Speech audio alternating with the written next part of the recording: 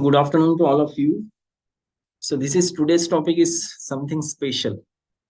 Why it is special? So because I want to highlight the cause effect relationship, how this cause effect relationship working in the case, right? The difference between the allopathic and homeopathic practice is the principles and the philosophy. The principles on which the homeopathy practice or deal with is different from the principles on which the allopathy is prescribed, right? So we consider the most important, we consider the cause as a causative factor. We try to evaluate the cause in every case. That is called etiological factor. That etiological factor doesn't means we are searching for the bacteria and virus. We are searching for the just a disease or pathology. That disease or pathological changes, whatever occurs in the that patient, is important as far as the prognosis is concerned, diagnosis is concerned, and myism is concerned. But why this person suffered with this? If the person having the pancreatitis, why this person is suffer with this pancreatitis, that we have to evaluate.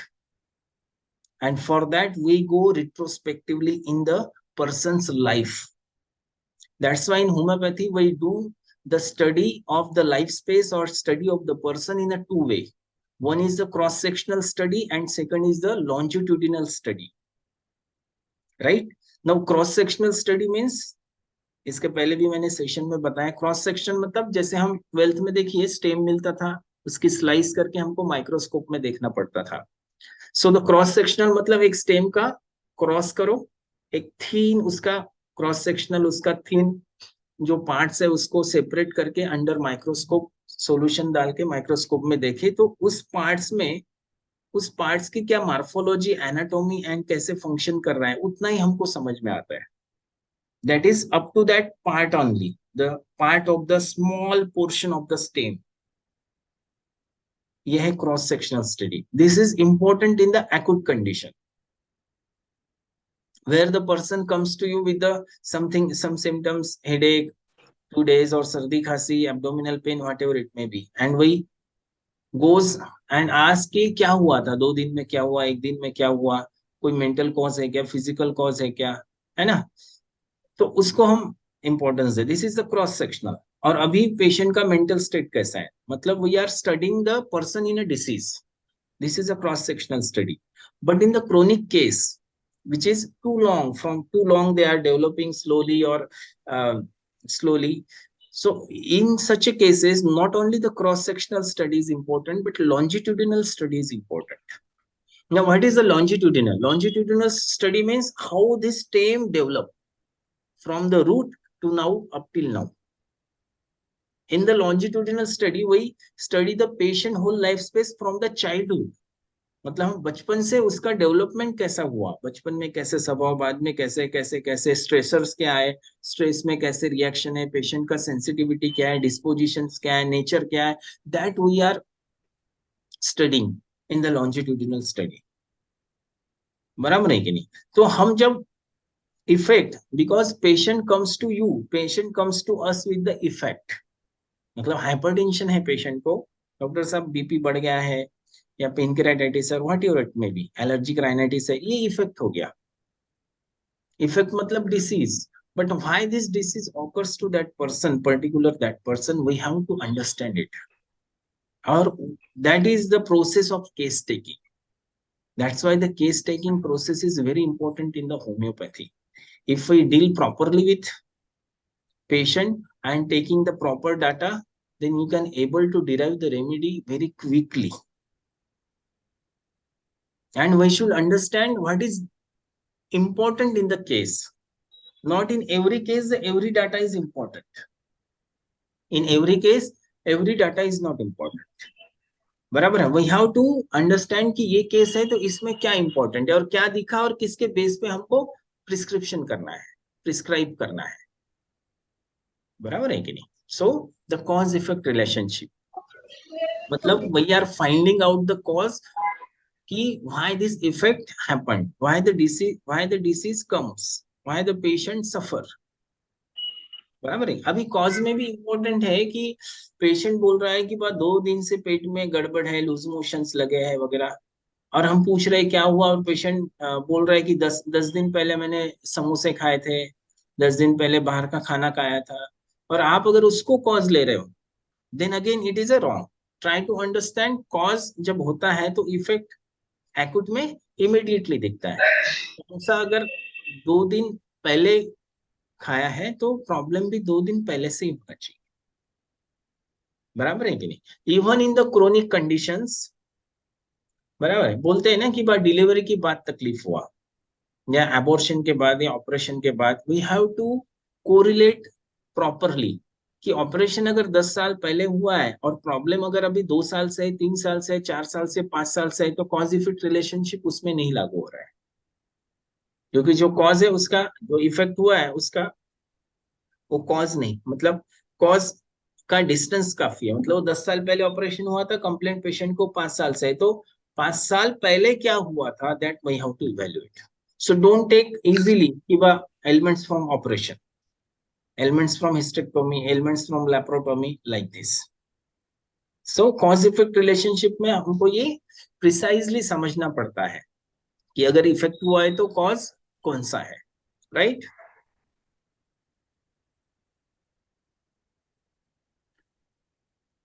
The illness is the path to perception, according to the book in the psychiatry and even in psychology, because my subject is psychiatry, the illness is the path to perception. Ill way means incomplete, insecure, vulnerable and mortal. Ill means discomfort, मतलब out of comfort से बाहर जब आते हैं तो discomfort, that's discomfort, incomplete, insecure, that is the illness. So that has the certain meaning. If you are ill, that means your body is showing something, indicating something that we have to understand. बराबर नहीं कि नहीं? मतलब कुछ तो emotional turbulence हुआ है, कुछ तो पॉजिटिव इमोशंस इमोशंस हाइपर हुए हैं, या कुछ इमोशनल कॉज हुआ है ना, या कुछ तो रीजन है उसके कारण इलनेस आया है, तो उसको हमको समझना है in patient, right? All symptoms force all symptoms force us to make change in the behavior. All symptoms force us to make the change in behavior. This is very meaningful and it is applicable for us also. जरा कोई बोलता है doctor साहब देखिए 1-1.5 महीना हो गया, वजन बढ़ रहा है, 1-1.5 महीना हो गया, पेट गड़बड़ हो रहा है, कॉन्स्टिपेशन लग रहा है या डायरिया लग रहा है, लूज मोशन हो रहा है ना, गैसेस, डाइजेशन ठीक से हो नहीं रहा है ना, बार बार सर्दी हो रही है, तो हमको ये समझना है कि क्या चेंज हो रहा है, क्या प्रॉब्लम हो रहा है लाइफ में, कहाँ हम सेटिस्फाइड नहीं है, कहाँ डिसकंटेंटेड फीलिंग है, कहाँ पे माइंड अफेक्ट हुआ है, कहाँ पे साइकोलॉजी डिस्टर्ब हुआ है। बराबर है कि नहीं? That we have to understand क्या हुआ है। जैसे डेली रूटीन में खाने में क्या गड़बड़ हो रहा है, जो मुझे नहीं खाना चाहिए, जो मुझे नहीं करना चाहिए, लाइफस्टाइल में क्या चेंज करना जरूरी है। So it is not only the lifestyle of daily routine, but change in the behavior is needed when there is a illness. So all symptoms force us to make change in behavior, which can be divided into the two category. On the one hand, symptoms stop us doing what we should like to do. बराबर, जो करना है हमें और जो इच्छा है, पर सिम्टम्स क्या करते हैं, नहीं अलार्म या वार्न करते हैं कि नहीं ये नहीं करना है, this is not good for you, right? They make us do what we never intend to do in the first place, और जो हम कभी नहीं करते, हमको पसंद नहीं है, वो करने के लिए आपको फोर्स करते हैं, because it is important for you. बराबर है। For example, someone suffered with the mouth ulcer and every time he or she observed that whenever there was a anger, indignation, humiliation feeling, he suffered with the mouth ulcer badly. In the meantime, as the disease goes, he knows the things कि मेरा गुस्सा मेरे तकलीफ का कारण है. If he realize the things, this realization is again important, कि ये गुस्सा है जो मुझे तकलीफ दे रहा है, which leads to a mouth ulcer, then I am going to change myself. The person going to change their self, try to minimize the anger, try to neutralize the anger, right? Then there is a change in the bodily expression. बराबर है कि नहीं? So we have to do this, and we have to understand from the patient, and we have to counsel him or her accordingly. Because why? Our role is not a to give the homeopathic medicine. Our role is to make him or make her healthy, to a cure as it is termed. The physician hand only mission is to cure as it is termed. जैसे principal and practice जो Hahnemann ने बताया है उस तरह से, बराबर है? तो illness is always a crisis, and the purpose of every crisis is the development, right? A patient, we have to listen to our inner selves and enter into communication with our symptoms if we have to learn what they have to tell us. Every disease have their meaning. हमें वही तो करता है ना, जैसे mouth ulcer बताया है. सो mouth ulcers, the conflict or the meaning of the mouth ulcer किसको मोस्टली होते हैं? who having suppressing the anger or who can't able to express, मतलब गुस्सा, जैसे बोलते हैं ना गुस्सा आ रहा है पर वो मुंह तक ही है, बाहर नहीं निकल रहा है, अंदर भी नहीं जा रहा है. So anger leads to destruction. Always remember, anger leads to destruction. तो जो भी अगर एंगर, लॉट ऑफ एंगर है ना, एंगर काफी है, तो डिस्ट्रक्टिव एंगर डिस्ट्रक्शन करता है, इसलिए जो पैथोलॉजी भी होंगी तो डिस्ट्रक्टिव भी होंगी. तो साइकोसिफिलिटिक है सिफिलिटी की. Fear leads to a psychotic pathology like a cyst, like a tumor, because fear is because of the insecurity, and insecurity leads to a pathology which is related to proliferation, hyperplasia, atrophy, like this means psychosis. बराबर है क्या? We have to make the symptoms superfluous by letting into our consciousness whatever we are lacking. For healing is always a bound up with an expansion and maturation of consciousness. जो मैंने पहले explain किया, हमको उसके प्रति conscious होना है और कॉन्शियस होके उसको करेक्ट करना है. जैसे गुस्सा ज्यादा आ रहा है ना, तो हमको अपने आप में इंट्रोस्पेक्टिव स्टडी करना है. इंट्रोस्पेक्टिव स्टडी कि क्यों मुझे गुस्सा आ रहा है, ये गुस्सा करने की जरूरत है क्या, किस बात पे आ रहा है, गुस्सा कर रहा हूं तो क्या नुकसान हो रहा है. तो ये भी पेशेंट को हमको समझाना है, ये काउंसलिंग करना है. The principle behind the symptom is made conscious and is so finally release from physical existence. Casualty. All our subject and pathies are constantly competing to discover the true, the effective cause of disease symptom, and to bring healing into the world by removing those causes.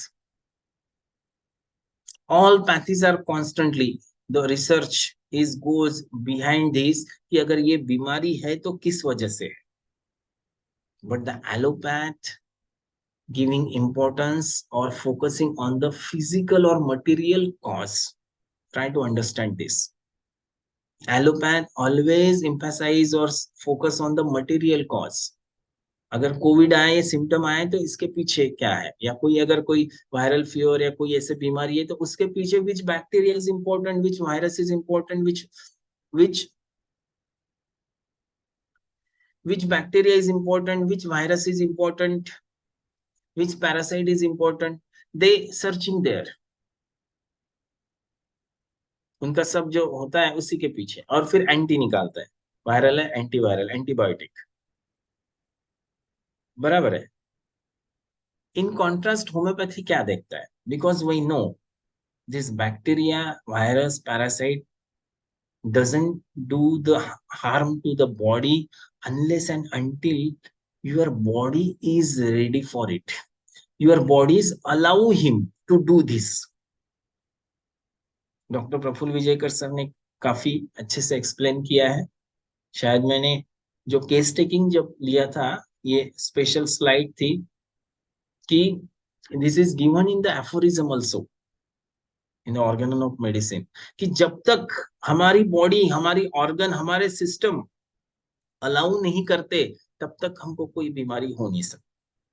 So that वही और body और system है ना, whole person is responsible to produce that disease. Some seeks the cause in germs, मतलब दूसरे pathy के लोग germs and environmental pollution में को कारण ढूंढते हैं और देखते हैं कि germs which germs is responsible for this, right. Others in the traumatic events of the early childhood in the method of upbringing or working the condition. और कुछ pathy like homeopathy, they try to evaluate even in the psychiatry field, they evaluate the any traumatic events in the early childhood which leads to this condition. और homeopathy में क्या होता है, we try to see the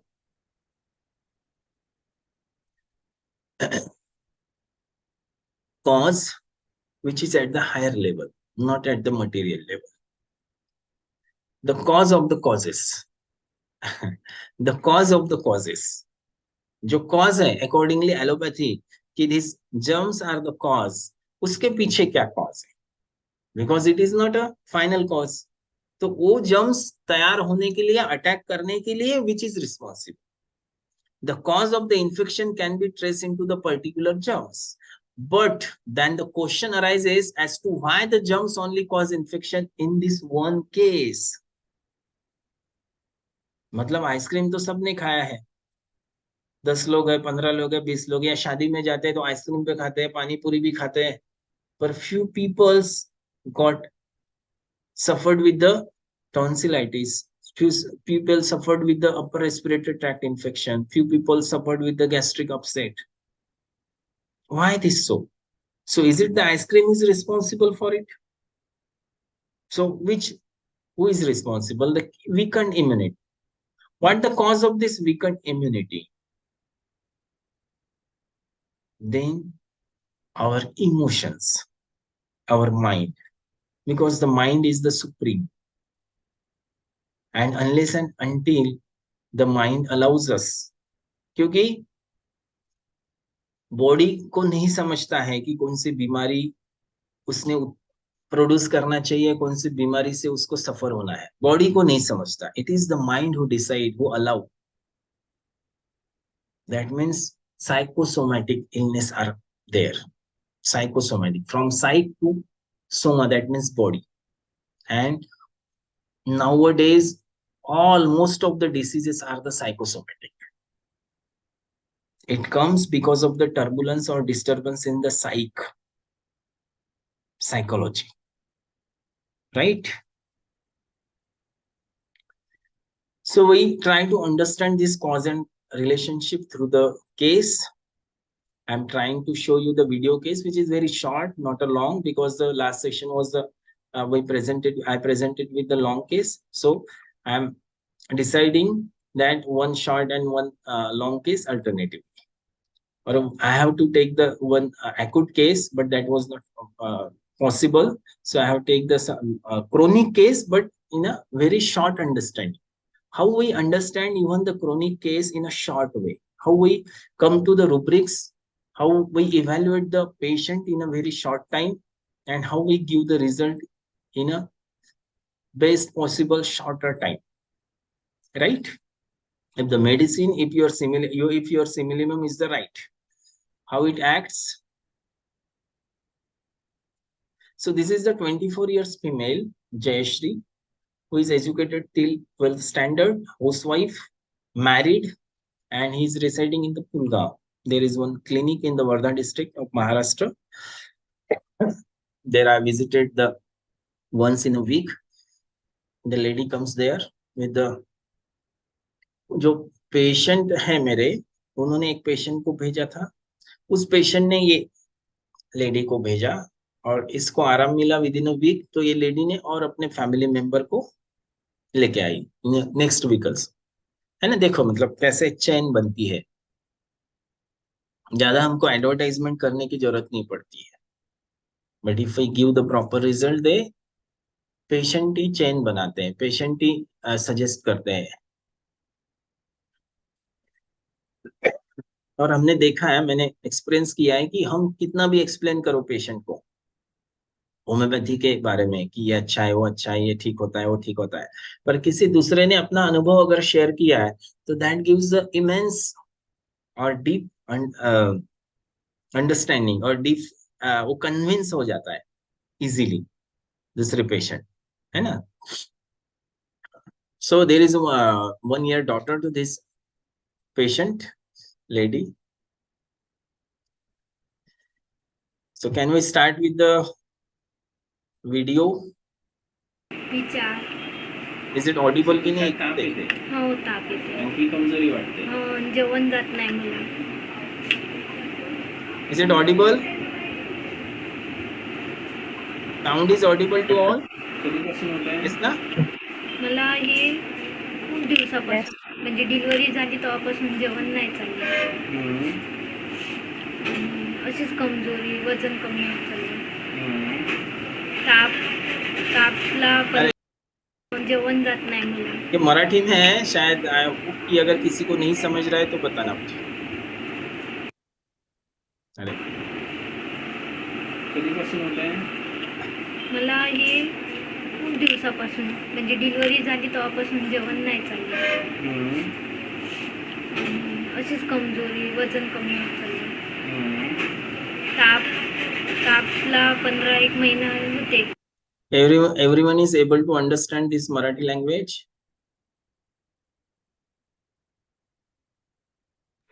Yes, sir. ठीक है ना. कुछ अगर डिफिकल्टी आई तो पूछना. म्हणजे येत जाते, जात जाते. तापसोबत आणखी काय असते? काय नाही. तापासोबत काही असं सर्दी खोकला वगैरे होते? नाही तापच येते? तापच येते आणि डोकं खूप माझं दुखते. तापामध्ये? हो, नाही असंही दुखते माझं डोकं, असं भारी भारी वाटते, चिडचिडपणा होते. अजून कोणाला बोलू वाटत नाही, असं चिंता लागून राहते, भीती, असं काही बघितलं की मनामध्ये विचार, भीती राहते. आणि असं म्हणजे हे घडन का असं चिंता ते. काय घडेल असं वाटते? काही ना काही घडन, असं काही हादसे गिसे बघितले ते. काय घडेल असं वाटते? असं काही हादसे बघितले, समजा आता काही झाला हादसा, मृत्यू कोणाची, मग ते बघितलं ना तेच विचार येते आणि भीतीशी वाटते. भीती कसली असते? भीती काय असते? तेच त्याचे विचार येते.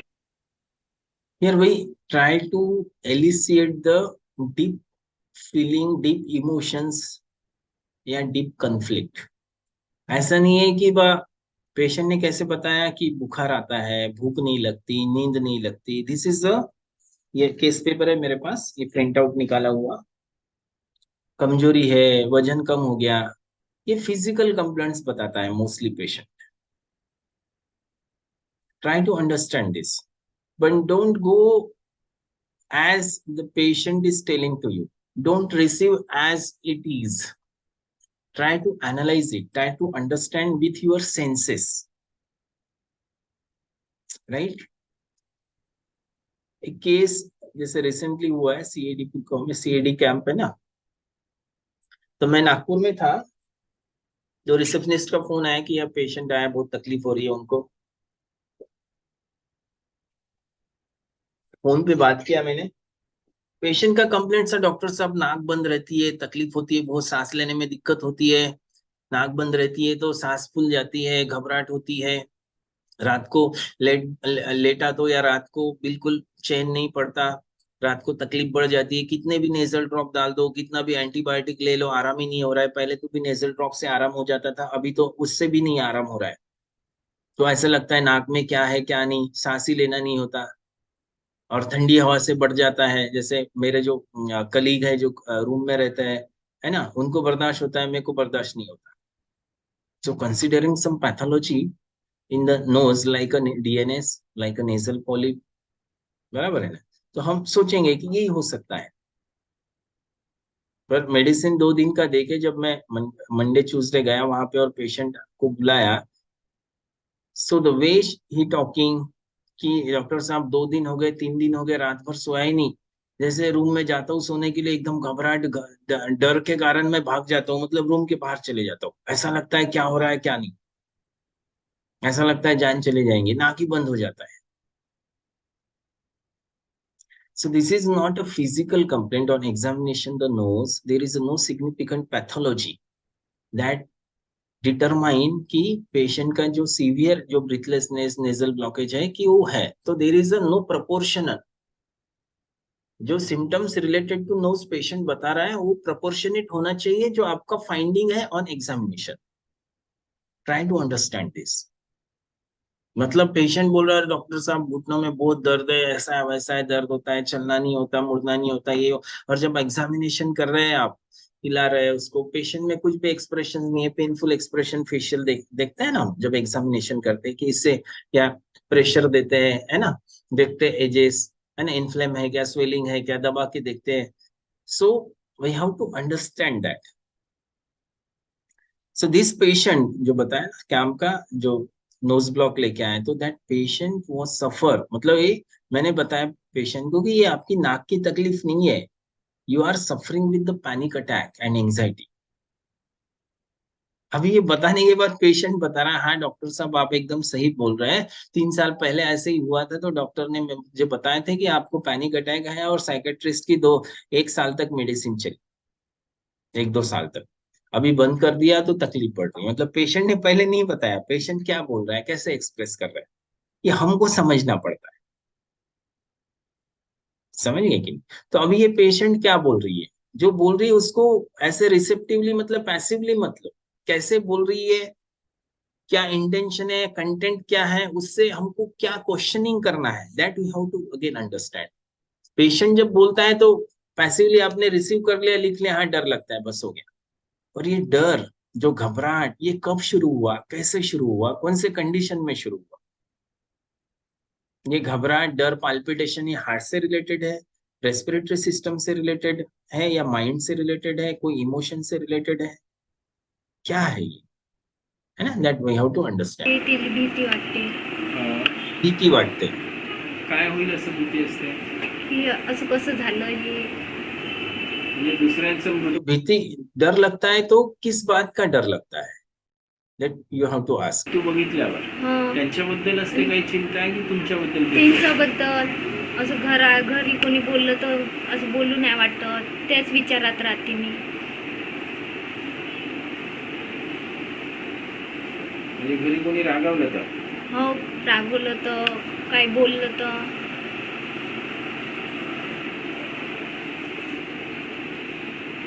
काय बोलते असे घरचे लोक? घरचे काही बोलत नाही, नॉर्मल बोलते, तरी मला ते म्हणजे बघून राहते ना. मतलब पेशेंट बोल रहा है कि किसी ने कुछ बोला, गुस्सा किया, डांटा, तो फिर तकलीफ होती है। मतलब हम ये इंटरप्रेट करेंगे कि पेशेंट सेंसिटिव टू रिप्रीमांड्स है, पेशेंट सेंसिटिव टू स्कोल्डिंग है, तो मतलब ऐसा क्या बोलते हैं तो उसको इतना तकलीफ होता है। ऐसे तुरंत नहीं ले लेना सेंसिटिव पेशेंट है करके। जब मैंने पूछा कि ऐसा क्या बोलते हैं कि आपको तकलीफ होती है, तो पेशेंट बोलते हैं कि ऐसा तो कुछ नहीं बोलते, मतलब उनसे तकलीफ नहीं है, इन लॉज से तकलीफ नहीं है, हस्बैंड से तकलीफ नहीं है, तो फिर तकलीफ कैसे है? तुम्हाला त्यांना काही बोललं तरी तेच वाटते. काही मनाला दुखेल असं काही बोलते का? नाही नाही, मग तुम्हाला काऊन टेन्शन येते म्हणजे ते त्यांच्या? मला तसं, म्हणजे माझ्या समोर माझ्या मैत्रिणीचा एक हादसा झालता, काय? तेव्हापासून मी काही अब ये पेशेंट ट्रैक पे आ गई, तो मैंने पूछा तुम्हाला काही बोलत नाही तर मग भीती कसली आहे, सांगा. बराबर रुकता है अब मुझे, मतलब ये जो कन्वर्सेशन हुआ है उससे तो समझ में आया कि कुछ तो इंसिडेंस हुआ है जिससे ये डर डेवलप हुआ है। तो अभी डर कैसे और क्यों हुआ है ये हमको समझना है, और डर की इंटेंसिटी कितनी है, क्या है, परफॉर्मेंस डेली रूटीन पे कितना उसका प्रभाव पड़ता है, और क्यों ऐसे, क्या होता है, क्या ट्रिगरिंग फैक्टर है ना, जिससे ये और तकलीफ बढ़ती है और शुरू होती है, या फिर आराम होने के बाद फिर से शुरू होती है। बघितले ना हास्य, तर तेच राहते माझ्या मनात. काय बघितलंस पूर्ण सांगा बरोबर स्पष्ट. म्हणजे काय झालं त्या पोरीला, माझी मैत्रीण अशी म्हणजे जळली होती, तर ते हादसा बघितला होता, तेव्हापासून मी असं काही मृत्यू बघितले ना, तेच मला येते विचार. झोप नाही येत, झोप तर पहिलेपासून मला झोपीचा त्रास आहे. हम्म. झोप नाही येत, विचार येते. अभी हादसा देखा था लड़की का, उसके बाद से डर। अभी इसको इवेल्युएट करना इम्पोर्टेंट है, क्योंकि ये उसको कारण मतलब मतलब पेशेंट के अनुसार दैट इंसिडेंस वाज रिस्पॉन्सिबल, जिससे डर शुरू हुआ या डेवलप हुआ। तो हमको उसको पूरी तरीके से समझना जरूरी है।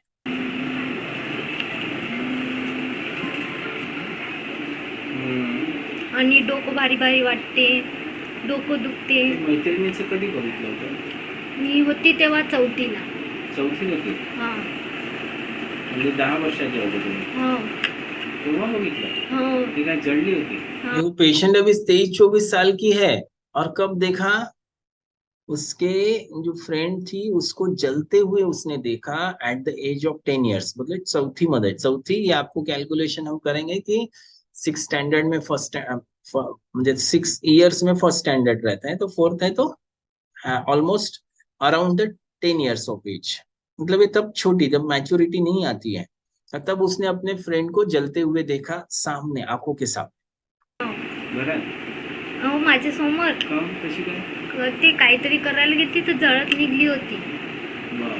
मग त्याच्यानंतर आमच्या घराच्या तिथं एक मर्डर झाला, ते बघितलं. ती अशी हास्य बघत गेली ना, हम्म. तर अशी मला काही असं मृत्यू, कोणाचा ऍक्सिडेंट, ते बघितलं की हे होते. हम्म. म्हणा ते पण तेव्हाच होतं का मर्डर पाहायला म्हणजे झाला होता तेव्हा? तेव्हाच झालं होतं का त्या काळात? हो त्याच्या 2-3 वर्षानं.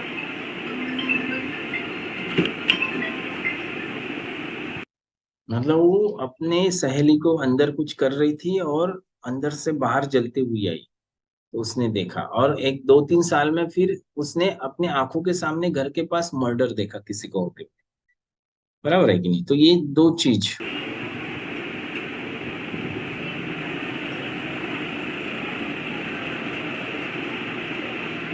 मैत्रिणीचं जेव्हा बघितलं तेव्हा मनावर काय वाटलं तुम्हाला? हे कसं झालं, पहिलं काय आलं म्हणजे पहिले काय वाटलं असं एकदम बघितल्यावर असं? अभी देखा, डर लगा, पर एग्जैक्टली उसके इमोशंस क्या थे, उसकी रिएक्शन क्या थी जब उसने अपने फ्रेंड को एकदम सामने ऐसे जलते हुए देखा,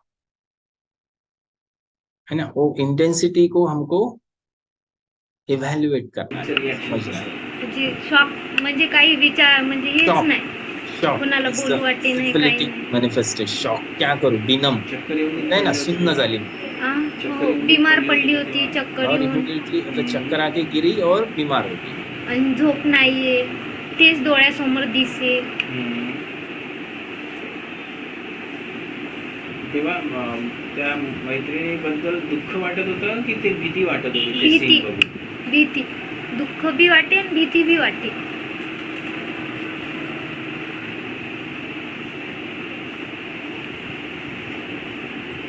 आणि मर्डरचं बघितलं होतं की फक्त झालं होतं तर ऐकलं होतं? नाही नाही बघितलेलं आहे. मर्डर पण? हो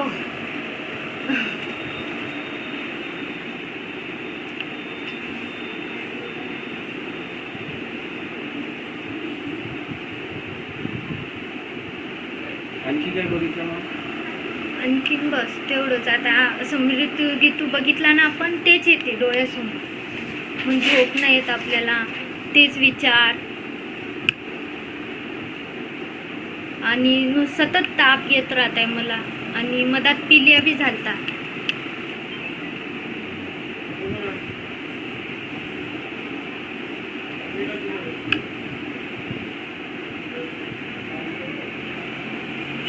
पण हे जेव्हा घटना घडली तर 10 वर्षाची असते, 12 वर्षाची होती तेव्हा घडलं, तर तेव्हापासूनच बिमार आहे का तुम्ही?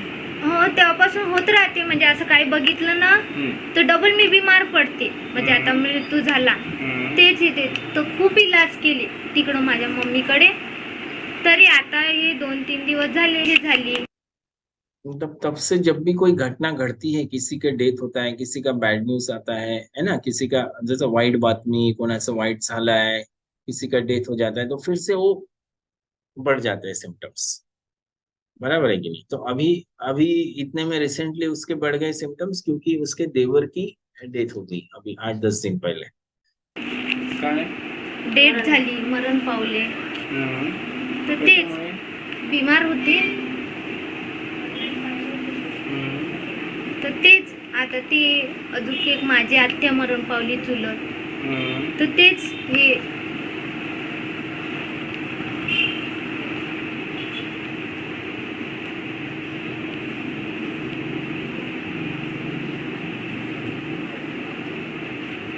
3 दिवसापूर्वीच गेले.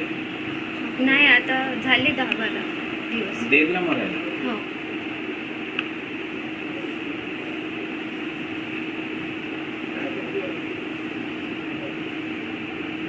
त्यांचं जेव्हा कळलं तुम्हाला की डेथ झाली तर तुमच्या मनावर काय वाटलं असं? अशी भीतीशी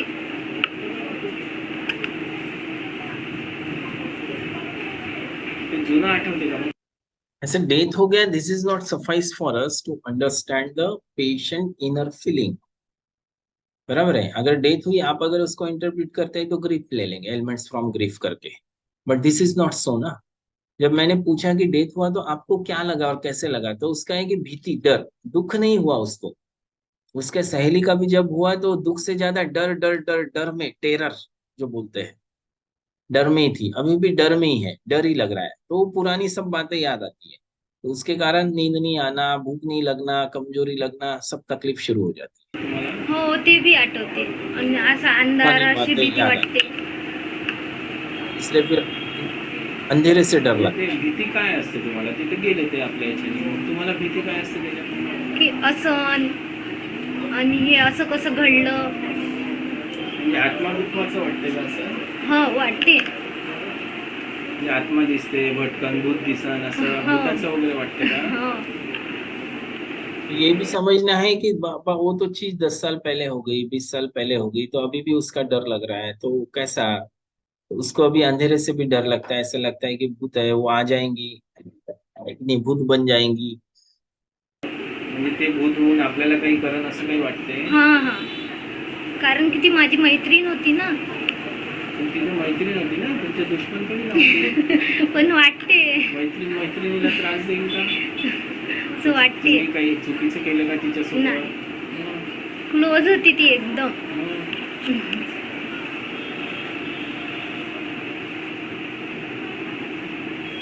आणि वजन कमी होत चाललं माझं. आयुष्य भीतीमध्येच तर जगत आहे तुम्ही. कसं लागेल जेवण काय? आणि तुम्ही कमी वयात खूप सारं बघून घेतलं, असं झालं ते. 1 वर्षाची मुलगी पण बरोबर आहे की कमी वयात तुम्ही 10च वर्षाचे होते ना. एवढ्या कमी वयात बघणं तुम्हाला तुमच्या मनाला सहन नाही झालं ते. आणखी काही सांगायचं? तेवढंच. घरी ठीक आहे सगळे, मिस्टर वगैरे, सासू सासरे वगैरे, त्यांच्यामुळे काही त्रास नाही. एक इंसिडेंस को इवेल्युएट किया, उसी में है. अभी जब पूछा कि फैमिली मेंबर, दूसरा फैमिली में और कुछ कोई तकलीफ, उनसे कुछ तकलीफ तो और किसी से तकलीफ नहीं है ना.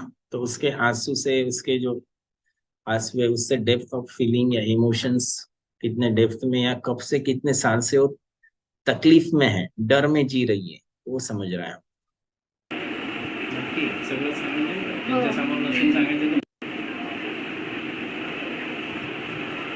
हे जे झालेलं आहे सगळ्या गोष्टीचं भीतीच जास्त वाटते ना तुम्हाला. आणि ते आणि रात्री मग कशी झोप लागेल? डोक्यात भीतीच आहे तर मला सांगा. नाही, मला झोपीचा पहिलेपासूनच त्रास आहे. खूप इलाज केला. कधीपासून त्रास आहे झोपेचा? मला तसं पाहतो तर ते म्हणजे ते घडलं ना त्यापासूनच आहे मग तेच तर म्हणत आहे ना, झोपीचा.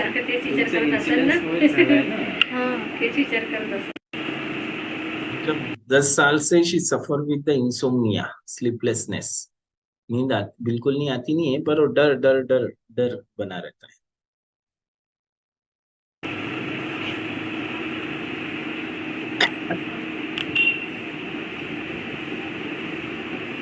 ते एवढे दिवस कुठे गेले होते? त्याच्यासोबत मी आली. दुसरे डॉक्टर नाही समजले.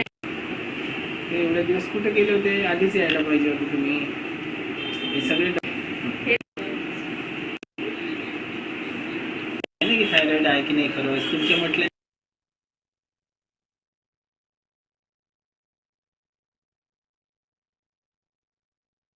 Is it case how you interpret this? the feverish feeling,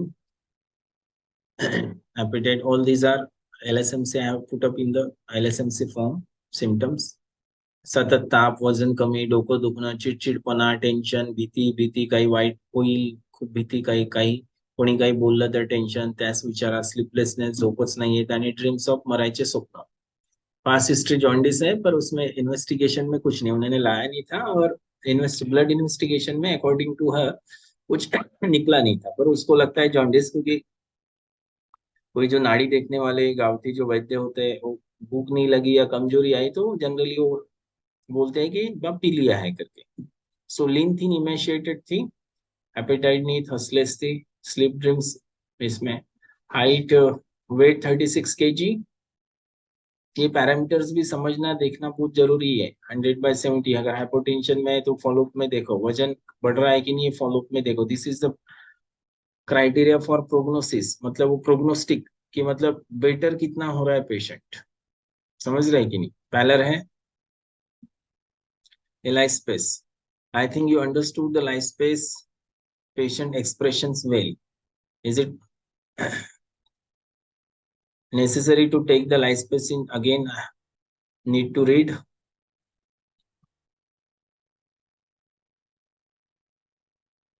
तो क्या लगा आपको ये पेशेंट को सुन के? Now the important is the case analysis. First we have to understand the क्या है disease, then person, miasm.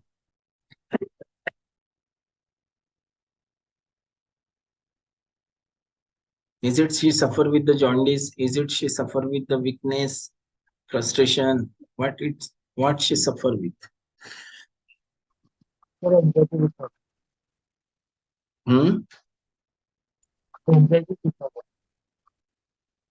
Right, loudly, please stop. Tell loudly. Anxiety. Disorder. Anxiety disorder. Yeah. Anything else?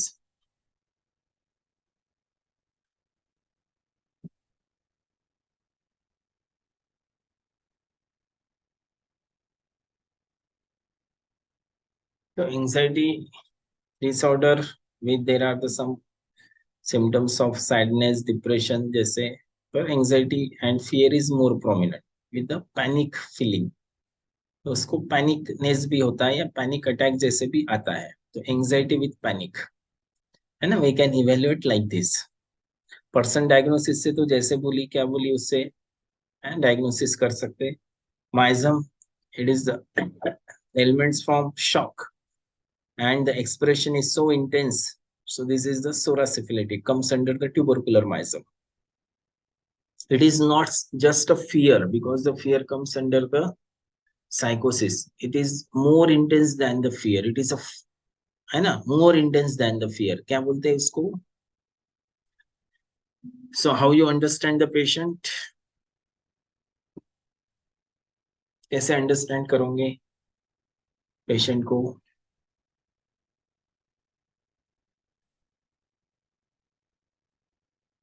है ना, anxiety panic attack है, ठीक है.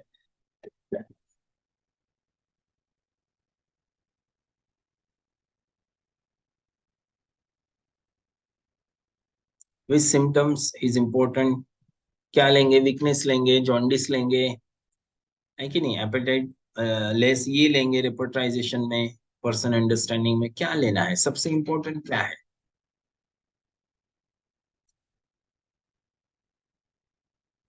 मतलब ये case में मैंने जो केस जैसे देखा सुना, डायरेक्ट मेडिसिन स्ट्राइक हो गई, मैंने रिपोर्टाइजेशन वगैरह नहीं किया था. अभी तो केस प्रेजेंट करना है, मतलब प्रेजेंट करना था, इसलिए रिपोर्टाइजेशन किया. Even single rubric is suffice, one or two rubric is suffice to solve the case or prescribe the remedy. There is no need to interpret even the lot of rubric to convert the symptoms into the rubric, right? So what are that important rubric or symptoms to come to the remedy? Arsenic, sir. But before going to the remedy ना, first try to understand कि patient का क्या symptoms क्या लोगे. Prominent है sir. हम्म, क्या लोगे symptoms? Fear मोर prominent है सर। हाँ, फियर मोर प्रोमिनेंट, फियर। और फियर में तो काफी ड्रग्स है ना फियर के लिए, फियर पर से मेडिसिन दोगे। सर आर्सेनिक में डेथ ऑफ फ्रेंड की है सर। तो elements from death of friend. Yes sir. और उसका फियर भी रहता है सर साथ में। Okay, so this is I think Sufyan, na? Yes sir. Anyone else? Sir जलसीमियम। Gelsemium. Okay. Yash, yes sir. why Gelsemium? Sir fever के लिए prominent remedy है।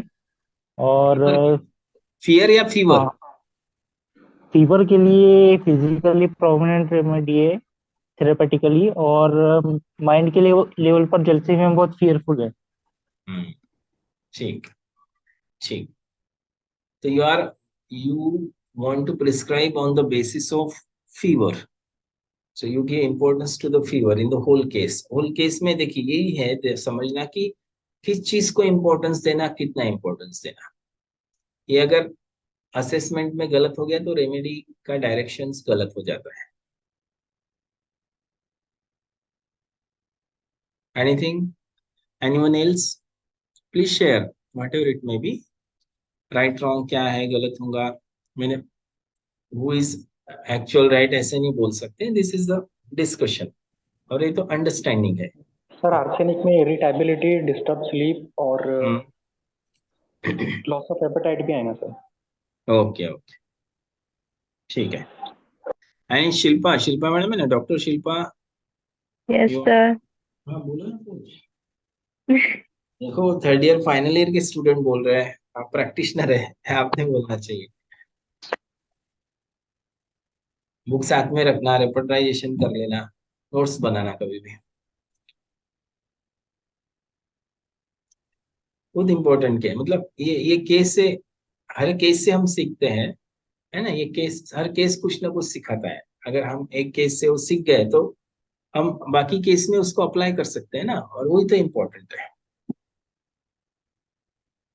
So in the whole case you see, it is not a fear, it is not a fear, it is a fright, it is a shock. See, anxiety, psoric, fear, psychotic, and fright or anguish is the syphilitic. See the intensity कि कब से हुआ और कैसे हुआ और अभी कैसे इवॉल्व हो रहा है। शुरू कैसे, what is the cause? That's why I'm explaining initially कि cause effect relationship. कॉज क्या है, एलिमेंट्स फ्रॉम लेना जरूरी है यहाँ पे, क्योंकि एलिमेंट्स फ्रॉम वो सिफिलिटिक था। एलिमेंट्स फ्रॉम अगर सोरिक होता और ये सिफिलिटिक एक्सप्रेशन आते, लाइक अ ट्यूबरकुलर एक्सप्रेशन आ रहे, तो ठीक है, एलिमेंट्स फ्रॉम हम एंजाइटी वगैरह नहीं लेते अगर सोरिक एलिमेंट्स फ्रॉम, पर एलिमेंट्स फ्रॉम सिफिलिटिक है। क्या बोली, शॉक, बिनम, क्या करूं क्या नहीं, जैसे होता है ना, एकदम से शेर आ जाएगा। अरे तुम्हारे सामने अगर कुत्ता आया, बिल्ली आई, तो क्या लगेगा, डर लगेगा ना। और सामने शेर आ गया तो डर लगेगा क्या? नहीं, वो टेरर है। So there is a difference in the intensity of emotion. It's a fright, it's a shock, बराबर है कि नहीं? कुत्ता बिल्ली आए तो मरने का डर नहीं है ना, शेर आए तो बस खल्लास, क्या सोचेंगे अभी खत्म हो गया। तो it's a fright, it's a shock, बराबर है। फ्राइट एलिमेंट्स का क्या देखा है तब से, 10 साल 20 साल हो गए, 10 साल, अभी 24 साल के, मतलब 14 साल हो गए, वो डर दिमाग से निकला ही नहीं है। See the intensity and the impact of that fright and shock on the mind as well as on the body. And every time someone कुछ न्यूज या कुछ गलत देखती है, कुछ गलत सुनती है, किसी का डेथ होता है तो डर जाती है, और फिर से वही तकलीफ तकलीफ शुरू हो जाती है। थोड़ा आराम होता है पर वही फिर से एकदम पैनिक अटैक में चले जाती, पैनिक हो जाती, इंटेंसिटी बढ़ जाती। So fear of fright still remaining. This is the leading rubric of this case. Fear, fright, sorry, fright, fear, fear of fright still remaining.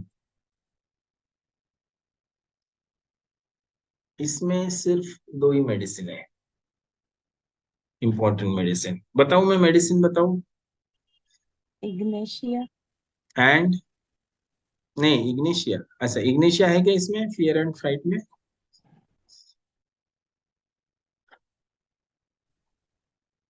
दिख रहा है ना, fright, fear of fright still remaining. अभी इसमें बहुत सारे मेडिसिन है, अगर आप केंट में देखेंगे ना 2 ही है, 4 मार्क्स अगर देखेंगे तो then only 2 remedies which is highly important. One is the aconite and second is the opium. अभी ये ऐड हुए हैं, तो मुझे एकोनाइट का भी एक्सपीरियंस है, ओपियम का भी। Fright, if there is a elements from fright, think of first these 2 remedy, aconite and opium. अभी और कौन से सिम्टम्स है वो देखेंगे। Fright, fear of fright still remain. Fright, fear, aggravation, accident from sight of hand, मतलब उसने देखा है ना accident, it's a sudden shock, मतलब सडन एक्सीडेंट की अनएक्सपेक्टेड ना, कि उसकी सहेली जो है एकदम जल रही है और बाहर आई है और वो शॉक में, पेशेंट शॉक में। Fright, accident from sight of. और दूसरा रूब्रिक है फ्राइट, फियर, एग्रेवेशन और elements from accident from sight of an old, मतलब सालों पुराना एक्सीडेंट है, उसके डर से ही ये बाहर नहीं निकल रही है। One and only one remedy even in the advance repertory, the remedy is opium. The remedy is opium. हमको ये एक्सप्रेशन इफेक्ट नहीं देखना है, ट्राई टू अंडरस्टैंड दिस। हमको इफेक्ट नहीं देखना है ज्यादा, मतलब इफेक्ट को इफेक्ट के बेस पे प्रिस्क्राइब जस्ट नहीं करना है। दिस इज द डिसीज है ना, वो भूख नहीं लग रही है क्या, is it the part of disease? नींद नहीं आ रही है, पार्ट ऑफ डिसीज, बराबर है कि? देन हॉरिबल, जब भी ऐसे कुछ गलत बुरा दिखता है सुनते तो horrible things, sad stories affect her profoundly, so profoundly, ये इंटेंस रूब्रिक है। Horrible things, sad stories affects her profoundly, इसका बहुत डीप मीनिंग है। देन देयर इज ए कई घड़ेल वगैरह, ये बहुत सुपरफिशियल रूब्रिक है, फिर भी लिया मैंने। Fear of misfortune, not necessary to take this. Dreams of dead people, जो मरे हुए लोग है ना। और स्लिप, इंसोम्निया भी है ना, नींद बिल्कुल नहीं आती। नींद आती होंगी, बिल्कुल नहीं, मतलब एकदम स्लीपलेसनेस नहीं है। स्लीपलेसनेस और loss of sleep, fright from, कब से नींद नहीं आती? वो बोल रही कि पुरानी तकलीफ है तो, पर कब से? जब से वो इंसिडेंस हुआ है तब से नींद ही चली गई। तो insomnia, fright from. And the another thing that we are observing is the emaciation, lean thin, है ना, emaciated lady. So this needs to be include or add in the repertory or repertorization.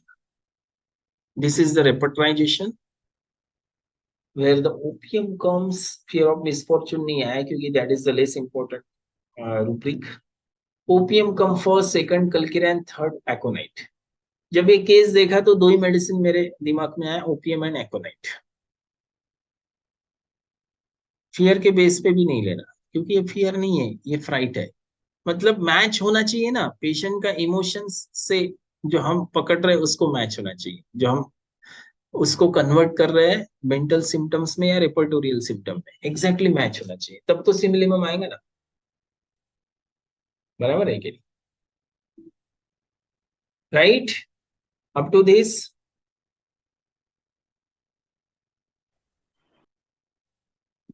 Sir fear और fright का difference क्या रहेगा sir? बताया ना, पता है कितना अच्छे से बताया। अरे तुम्हारे सामने एकदम से कुत्ता आ गया, क्या लगेगा? डर लगेगा तुमको, बराबर है। और तुमने एकदम सांप देख लिया, एकदम एकदम ऐसे फनी एकदम, या फिर एकदम जैसे शेर देख लिया बड़ा, जो उसमें क्या सोचोगे? फियर वहां पे भी रहेगा, बट वो fear, intense fear, severe fear, उसको फियर नहीं बोलेंगे, उसको बोलेंगे फ्राइटन और फ्राइट, इंटेंस। तो ये फियर, ये जो है, जो कुत्ता देख के लग रहा है वो डर है, वो साइकोसिस है। और ये जो फ्राइट बोल रहा हूँ जिसमें बाप रे, ये सिफिलिटिक है, ये फ्राइट है। और सर फ्राइट और शॉक का क्या रहेगा फिर? सी, शॉक एंड फ्राइट को मीनिंग ये नहीं करते इसको कि उसका एनालिसिस करना, मतलब शॉक में कैसा विनम, जैसे मैंने एक्सप्रेशन दिखाया ना कि अभी वो मेंटल कंडीशन कुछ सोच ही नहीं सक रही कि अभी क्या करूं करके। शॉक में there are the analysis, shock में कब, फ्राइट के बाद भी शॉक में जा सकते हैं, या फिर किसी को shock gives rise to a feeling कि ये सीवियर मेंटल इम्पैक्ट हुआ है उसके माइंड पे, तो ये ग्रिप में भी जा सकता है, ग्रिफ अगर है ना, तो नॉट नेसेसरी की बात फियर में ही शॉक में जाएगा। बराबर है। जैसे हस्बैंड का उसके सामने अगर डेथ हो गया और बाप रे डेथ हो गया, ओ समझ ही नहीं रहा है क्या करूं, बिनम हो गई, सुन्न हो गई, माइंड बॉडी सुन्न हो गई। So that is the the way of expressions. तो इसलिए मैंने एलिमेंट्स फ्रॉम शॉक नहीं लिया, शॉक में गई तो उसको कैसे कन्वर्ट किया, फ्राइट में। So the thing which arise through and through is the fright, not fear. बराबर है कि right?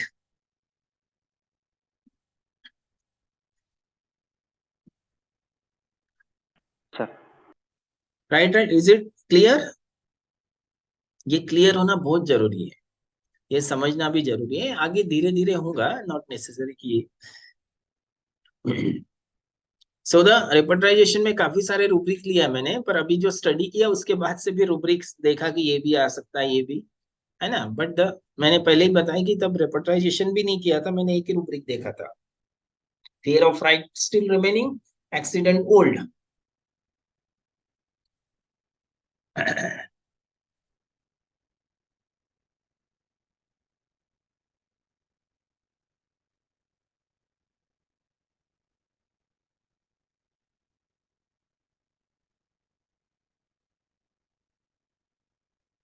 So opium was prescribed.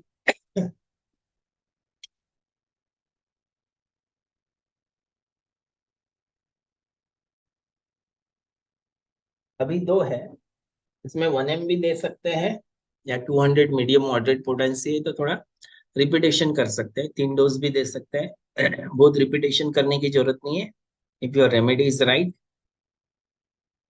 तो 200 अगर दे रहे हैं 3 डोज टू 6 डोज दे सकते हैं, तो इसको 6 डोज दिया है और बाकी SL दिया है फॉर 1 वीक। बिकॉज जो स्टेट में आई है वो स्टेट से बाहर निकलना जरूरी है, क्योंकि कंफ्लिक्ट क्या है, कंफ्लिक्ट क्या है, वो शॉक है, कंफ्लिक्ट क्या है, वो इंसिडेंस है जिससे वो फ्राइट में चली गई।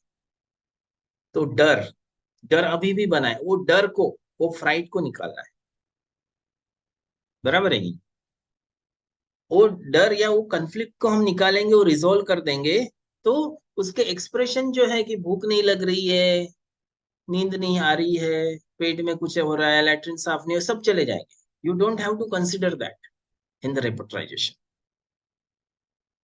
उसका वजन भी बढ़ेगा, तुमको कुछ वजन बढ़ाने की स्पेशल दवाई भी देने की जरूरत नहीं है। समझ गए कि नहीं?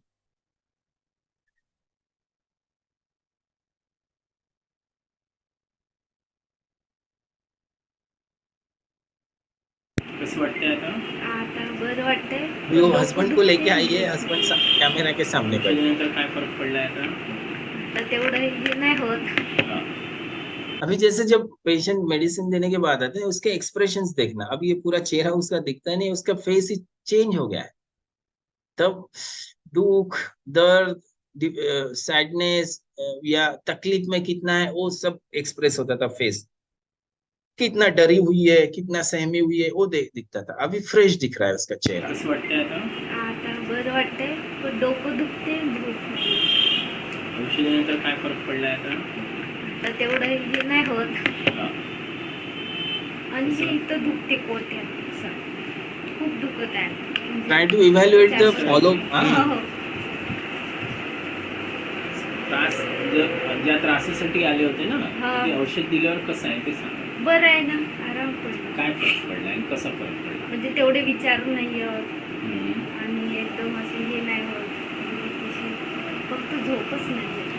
झोप म्हणजे येत नाही आता? नाही. बिलकुल नाही. नाही. तुमच्या डोळ्याकडे पाहून तर वाटत नाही झोपत नाही म्हणून तुम्ही.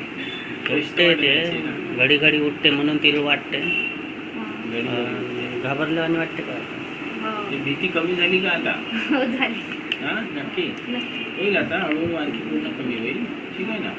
विचारही कमी झाले आणि तापसारखं वाटत होतं ते हा, ते बरं आहे. बरं आहे. फक्त सतत डोकं दुखतं. तापसारखं वाटत म्हणे, डोकं दुखते म्हणे, चिडचिड होते म्हणे, बोलायची इच्छा नाही व्हायची. है ना? हा. डोकं दुखण्यात काही फरक नाही आहे का? नाही, दुखते, राव दुखते. म्हणजे आधी जेवढं दुखत होतं तसंच दुखते? नाही. कमी झालं ना म्हणजे?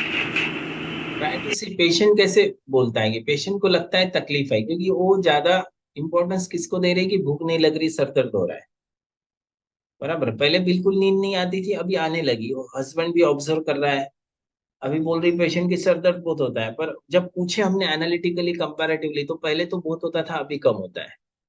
अभी ये पेशेंट बोल रही कि भूख नहीं लगी है, लगती है, पर चेहरे से समझ में आता है. और जब उसका वजन किया है, वेट, कोई वेइंग मशीन है, उसका 1.5 से 2 किलो वजन बढ़ गया, 1.5 किलो वजन बढ़ गया इन 1 वीक. मतलब भूख बढ़ी है डेफिनेटली. बराबर है कि नहीं?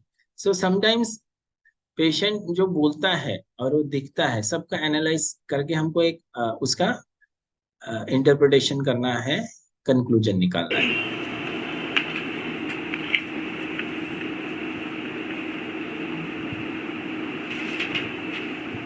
झोप येते तुम्हालाच कळत नाही झोप येते. 3 वेळा उठत असेल म्हणून तुम्हाला वाटत.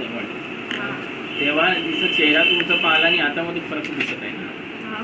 तेव्हा टेन्शन मध्ये दिसत होते, आता कसं प्रफुल्लित दिसत आहे तुमचा चेहरा. ठीक आहे. आणखी काही त्रास? नाही. पोट कधी दुखते? पोट कधी दुखते म्हणजे? म्हणजे आता 4-5 दिवस झाला. संडास साफ होत आहे का? हो. कधी दुखते पोट? आज म्हणजे आता राव दुखते. हे इथं पोट आहे का? इथं पोट नाही दुखत. तुमचं मासिक वगैरे कधी आलं होतं? मानसिक आलती माझी 18. 18 मागच्या. एब्डोमिनल पेन अभी 3-4 दिन से हुआ है. 1 हफ्ते पहले मेडिसिन दिया था, तो इसको भी इवेल्युएट करना जरूरी है. क्यों हो रहा है? फिजिकल एग्जामिनेशन पर एब्डोमेन करना भी जरूरी है ना? तो हो सकता है कि गैस्ट्रिक डिस्टर्बेंस हो गया, हो सकता है कुछ खा पी लिया, है ना? तो उसको भी इवेल्युएट करना इंपॉर्टेंट है. अगर एक्यूट ऐसा लग रहा है कि बहुत इंटेंसिटी है, तो एक्यूट कुछ मेडिसिन देना है नहीं देना, that we need to evaluate. हो. मासिकच्या आधी दुखते का पोट? नाही मला ते फॉलो तसा प्लीज त्रास आफ्टर नाही. 1 वीक. गॅसेस वगैरे वाटते? नाही. भूक वाढायची, आता भूक नाही वाढली, म्हणजे जेवण जात नाही. अरे तर वाढले म्हणून तर वजन वाढलं ना 1.5 किलो. हा, 1 आठवड्यात काय गंमत आहे का? 1 आठवड्यात 1.5 किलो वजन वाढले. हा, जेवले म्हणून तर वाढले की नाही? औषध घेतल्याने औषधीने नाही वाढत, औषधीने भूक वाढते, मग वजन ते जेवण करता त्यांनीच वाढते. आहे की नाही? बरोबर आहे की नाही? देतो आता लिक्विड. आता मी 15 दिवसाचं औषध देऊन देतो. हो. 15 दिवसांनी दाखवा. ठीक आहे ना? So you can see the follow-up after 1 week. भीति तो डर जो था वो एकदम कम हो गया, बुखार जैसे लगता वो कम, सर दर्द कम, और एब्डोमिनल में पेन था, but weight increase from 35 to 37.5. जब फिजिकल एग्जामिनेशन जब लिया था तब वेट मेंशन किया था. पर उसका लास्ट में क्या ये था की मेन जो त्रास होता तो आराम झाला. मेन त्रास जे भीती वाटत होती, जे विचार येत होता तो एकदम कमी झाला. So again I continue with the OPM. यहाँ पे हम रुक भी सकते हैं, वेट एंड वॉच भी कर सकते हैं, या और 2-3 डोज रिपीट कर सकते हैं. बराबर. तो रिपीट किया. अभी 2 वीक्स का दिया, पर नेक्स्ट वीक ही उसने जैसे 3 तारीख को फर्स्ट मेडिसिन दिया, 10 तारीख को फॉलोअप के लिए आई, फिर एकदम 16-17 तारीख को फिर से आई जब मैं पुलगांव था. पर वो अपने लिए नहीं आई, उसने अपने फैमिली, दूसरे फैमिली मेंबर को लेके आई कि महिला बघा मग. तो तब मैंने उसको जब पूछा की अभी और कैसा आहे, तो अभी आणखी खूप छान वाटते म्हणे. भीती तर काहीच नाही राहिली, पण झोपही लागायला लागली. भूख वाढली म्हणजे वजन तर वाढलंच होतं, भूख तो लगी रही. सर दर्द है क्या? नहीं. और पेट में दर्द है क्या? मोस्ट इंपॉर्टेंट ये है कि पेट में, क्योंकि उसको बताया था कि अगर 1-2 दिन में आराम नहीं हुआ या तकलीफ हुआ तो बताना. तो मुझे लगा कि एक्यूट देने की जरूरत पड़ सकती है, ठीक है ना। तो when come for the treatment of other family member, fear तो बहुत ही ज्यादा, फेवरिश तो नहीं है, स्लीप बेटर हो गई, इंप्रूव हो गई, सर दर्द मोस्टली 80-90% बेटर है, और एब्डोमिनल पेन भी नहीं था। तो मैं बोला जो चल रही है, जो बत्तियां है वो कंटिन्यू रखो, ठीक है। बिकॉज दिस इज ये अभी का ही केस है, 15 ही दिन हो गए, है ना। So this signifies, this gives the, क्या बताता है ये केस की importance of position and how we evaluate that cause effect relationship, and how the patient expressing and how converted into the rubric. Intensity of the symptom, जैसे patient बोलता है ना, देखो अभी पेशेंट को आपने पूछा कि पसंद क्या पसंद है, अगर मैंने मुझे पूछा कि क्या पसंद है एज अ पेशेंट, अगर मैं पेशेंट और डॉक्टर के पास गया, होम्योपैथिक डॉक्टर के पास, तो वो क्या पसंद है ना, तो मैं बोलूंगा हाँ तो मीठा वगैरह खाता हूँ, बराबर है। मीठा भी खा लेता हूँ, तीखा भी खा लेता हूँ, हाँ नॉनवेज भी चलता है। व्हाट इट इंडिकेट्स, आप लिखोगे there is a craving for sweet. अभी दूसरे इंस्टेंस में कैसे क्या पसंद है, अगर फिर से पूछा है, और जो पेशेंट, जैसे मैंने, डॉक्टर साहब एक गरम गरम खाना बहुत पसंद है मुझे, या अगर चॉइस भी गलती से दे दिए कि खाना गरम ठंडा कैसे चाहिए, तो एकदम एकदम जोश से, नहीं नहीं गरम खाना चाहिए, गरम खाना बहुत पसंद है, और इतना पसंद है कि मुंह भी अगर जल जाता है तो भी चलेगा, फिर भी गरम चाहिए। दिस शोज द इंटेंसिटी, तो इंटेंसिटी मैच होना चाहिए। आप अगर देखेंगे क्रेविंग फॉर स्वीट या craving for warm food, 1 plus remedy है, 2 प्लस है, 3 प्लस में कितने रेमेडी है, फ्यू रेमेडीज। इंटेंसिटी मैच होना चाहिए कि कैसे उसने एक्सप्रेस किया है पेशेंट ने, कि मुंह जल गया तो भी चलेंगे लेकिन गरम गरम चाहिए, एकदम तवे पर की रोटी रही तो बहुत ही अच्छी लगती है। So this is the intensity of expression that again we have to evaluate accordingly, right? तो ये सब इसमें लागू होता है। पेशेंट को हम पूछते हैं पानी की प्यास लगती है, नहीं लगती है, पानी की प्यास कैसी है, पेशेंट बोलता है ठीक है, कोई बोलता है नहीं नहीं मैं याद ही नहीं रहती कि पानी पीना है करके, बस खाना खाते वक्त पीता हूँ, तो मुंह कभी सूखता है नहीं, मुंह भी सूखा तो मुझे समझ में नहीं आता, पानी पीने की ऐसे इच्छा नहीं होती, है ना। तो डिफरेंस है, how the patient expressing that decide कि उसका इंटेंसिटी कितना है।